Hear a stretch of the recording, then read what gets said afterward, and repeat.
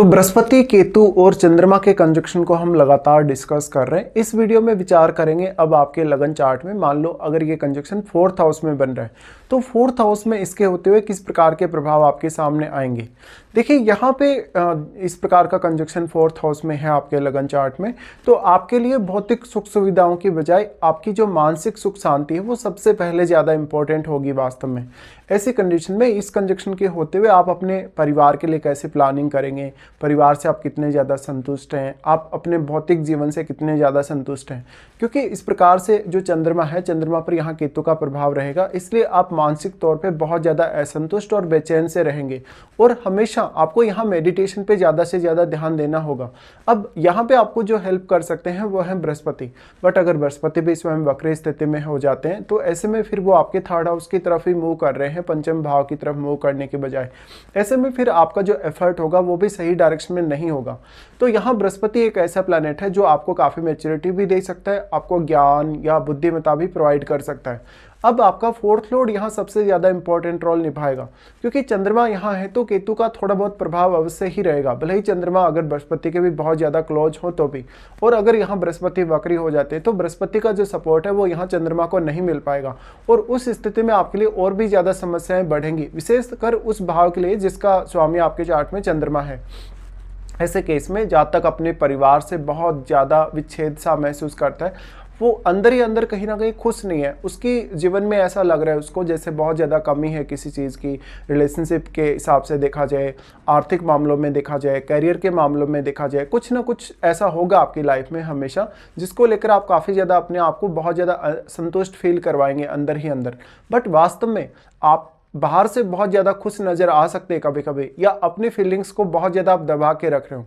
इस प्रकार का जातक कुछ हद तक अंतर्मुखी भी हो सकता है कुछ मामलों में। अब यहाँ आपका जो फैमिली के साथ रिलेशनशिप है, मदर के साथ जो आपका रिलेशनशिप है वो आपके लिए ज़्यादा इंपॉर्टेंट होगा। तो ऐसे में आप अपनी फैमिली को किस तरीके से हैंडल करेंगे, यहाँ बृहस्पति रूपी जो ज्ञान है, बृहस्पति रूपी जो अंडरस्टैंडिंग है, जो मैच्योरिटी है, वही आपकी ज़्यादा से ज़्यादा अब हेल्प कर सकती है। ऐसे में 4th लॉर्ड अगर आपका वेल प्लेस्ड है, अगर 4th लॉर्ड आपका 11th हाउस में प्लेस्ड है, 4th लॉर्ड अगर आपका 2nd हाउस में प्लेस्ड है, तो आपके लिए वो जरूर सपोर्ट कर सकता है। डिपेंड ये भी करेगा कि अब ये कंजक्शन कौन से रास्ते में या कौन से साइन में बन रहा है।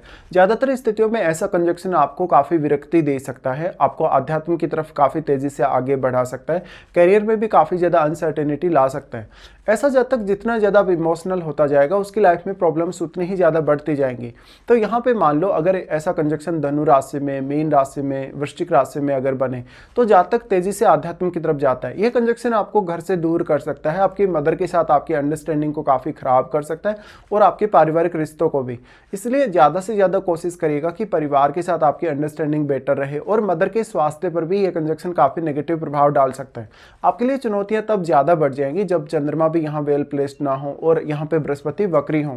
बृहस्पति के वक्री होने से फिर आपको उन भावों के लिए भी काफ़ी ज़्यादा चुनौतियों का सामना करना पड़ेगा जिनका स्वामी आपके चार्ट में बृहस्पति है।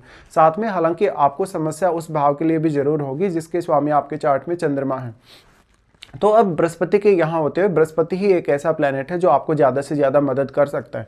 तो बृहस्पति आपको शुरुआत से ही काफ़ी ज़्यादा मैच्योरिटी दे सकते हैं, आपको अंडरस्टैंडिंग में प्रॉपर हेल्प कर सकते हैं, साथ साथ में आपकी स्टडीज़ में बृहस्पति का बहुत बड़ा योगदान रहेगा। अब चंद्रमा जस्ट आपको इमेजिनेशन के मामले में सहायता कर सकते हैं या आपके थॉट प्रोसेस के मामले में हेल्प कर सकते हैं, बट जब बृहस्पति का शुभ प्रभाव अगर चंद्रमा पर होगा तभी ऐसा होने की पॉसिबिलिटी ज़्यादा होगी। चंद्रमा वैसे एक सॉफ्ट प्लैनेट है और कालपुरुष के हिसाब से 4th हाउस है वो चंद्रमा का ही है।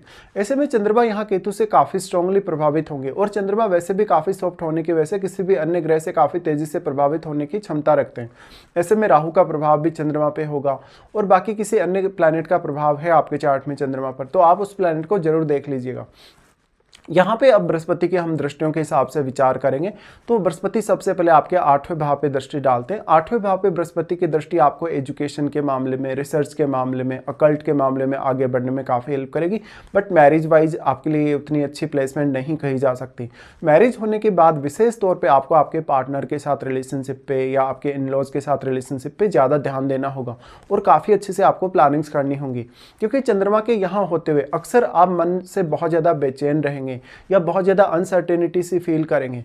ऐसे में आप बहुत ज़्यादा आक्रामकता के साथ कदम नहीं उठा सकते, बहुत तेज़ी से फैसले नहीं ले सकते और आप अपने मन से स्वयं डिटेच होते हुए अपने आप को देखेंगे। ऐसे में मानसिक तौर पे बहुत ज़्यादा भ्रम की स्थिति हो, बहुत ज़्यादा गलत निर्णय लेने की आप में प्रवृत्ति हो, ऐसा हो सकता है। और किसी फारी ग्रह का अगर प्रभाव है, मंगल या सूर्य जैसे ग्रह का यहाँ पे, तो आप काफ़ी जिद्दी भी हो सकते हैं। तो यहाँ पे बृहस्पति अब केतु के कितने ज़्यादा क्लोज हैं, क्या बृहस्पति वक्री हैं, क्या चंद्रमा यहाँ केतु के ज़्यादा क्लोज हैं या चंद्रमा यहाँ बृहस्पति के ज़्यादा क्लोज हैं। साथ साथ में इनका स्वामित्व जो है आपके चार्ट में, जैसे बृहस्पति के 6-8 12 के स्वामी तो आपके चार्ट में नहीं है, या चंद्रमा इन भावों में से किसी के भी अगर स्वामी हो, तो आपके लिए चुनौतियाँ काफ़ी ज़्यादा बढ़ सकती हैं। तो विशेष तौर पर पारिवारिक मामलों में जो भी आपको इंपॉर्टेंट फैसले लेने हैं, उनमें आपको किसी न किसी की अब सहायता चाहिए होगी। इस प्रकार का जातक अपने पारिवारिक स्थितियों को लेकर काफ़ी ज़्यादा जूझता रहेगा और इसका जो नेगेटिव इंपैक्ट है वो आपको आपके करियर पर नजर आएगा। तो यहाँ मेडिटेशन ही एक ऐसा आपके लिए सहारा बन सकता है जो आपको कुछ हद तक मानसिक तौर पे ज़्यादा स्टेबल कर सकता है या थोड़ा संतुष्टि प्रदान कर सकता है। यहाँ पे बृहस्पति का प्रभाव हालांकि फिर आपके 10th हाउस पे होगा चंद्रमा के साथ ही, बट यहाँ क्योंकि ऑलरेडी राहु स्थित है तो राहु आपके करियर के लिए एक्सपेक्टेशंस को काफ़ी तीव्र कर रहे हैं और ऐसे में फिर आपका 10th लॉर्ड भी आपके लिए अहम भूमिका निभाने वाला है। तो जो केतु हैं, केतु फायरी साइन में अगर 4th हाउस में स्थित है तो केतु ज़्यादा बेटर परफॉर्म करते हैं, बट क्योंकि 2 ऐसे शुभ ग्रह यहाँ केतु के साथ आ गए तो आपको इन ग्रहों के लिए स्वयं ज़्यादा एफर्ट्स अब करने होंगे। तो यहाँ पे कोई विशेष तौर पे आप अपने कैरियर के लिए जो भी प्लानिंग करेंगे उसमें राहु का ही ज़्यादा बड़ा रोल रहेगा। राहु का दृष्टि भी आपके 4th हाउस पे होने से मानसिक तौर पे आप काफ़ी अनस्टेबल होंगे, कभी कभी बहुत ज़्यादा इल्यूजन के शिकार होंगे और आपके व्यवहार पे इसका काफ़ी नेगेटिव असर भी पड़ेगा। इसके साथ साथ जातक धीरे धीरे जैसे जैसे उम्र बढ़ती जाती है भौतिक साधनों से या भौतिक सुख सुविधाओं से काफ़ी तेज़ी से वो डिटेच होता जाता है या एक डिप्रेशन में आता जाता है कहीं ना कहीं इन सब को लेके। तो आपके लिए पारिवारिक रिश्ते और आपकी मैरिड लाइफ भी उतने ही ज़्यादा इंपॉर्टेंट होंगे। साथ में इस प्रकार का जातक हो सकता है छोटी उम्र में ही काफ़ी ज़्यादा विरक्त हो जाए, वो सांसारिक जीवन से अलग हो जाए, विरक्त हो जाए और वो एक साधु संत जैसा जीवन जिएगा। या इवन कभी कभी घर में रहते हुए भी ऐसे काफ़ी लोग होंगे जो अपना एक साधु संत जैसा रूटीन बना के रखें। यहाँ पे फिर बृहस्पति का प्रभाव होगा आपके 12th हाउस पे। देखिए 12th हाउस को यहाँ कनेक्ट कर रहे हैं और 8वें घर को भी बृहस्पति कनेक्ट कर रहे हैं। ऐसे में ये रिसर्च के लिए, हायर स्टडीज़ के लिए, विदेश जाने के लिए काफ़ी अच्छा हो सकता है। आप अपने आध्यात्मिक कार्यों के लिए भी विदेश जा सकते हैं। लेकिन जो पारिवारिक रूप से अनसर्टेनिटी है, जो आपके डोमेस्टिक मामले हैं, उनकी वजह से कैरियर में काफ़ी ज़्यादा उतार चढ़ाव आने के चांसेस होंगे। साथ साथ में परिवार के सदस्यों के लिए, उनकी हेल्थ के लिए उतनी अच्छी कंडीशन नहीं है। यहाँ पे बृहस्पति आपके खर्चों को भी बढ़ाने वाले हैं जब वो 12th हाउस पे प्रभाव डालें।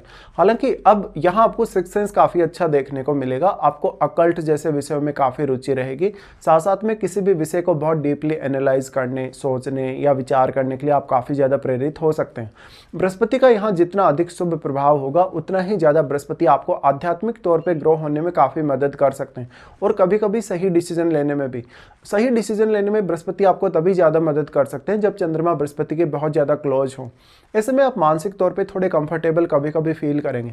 इसमें अब आपकी महादशा का बहुत इंपॉर्टेंट रोल होगा। साथ में कोई भी प्लैनेट जिसका प्रभाव आपके 4th हाउस पे हो उसको आपको देखना चाहिए। मान लो अगर आपका कोई भी प्लैनेट आपके लिए यहाँ सपोर्टिव ना हो, बट फिर भी आपका अगर 4th लॉर्ड काफ़ी अच्छे से प्लेस्ड है चार्ट में, तो थोड़ा अपना एफर्ट लगा के फिर भी आप अपनी लाइफ को काफ़ी ज़्यादा बैलेंस में ला सकते हैं।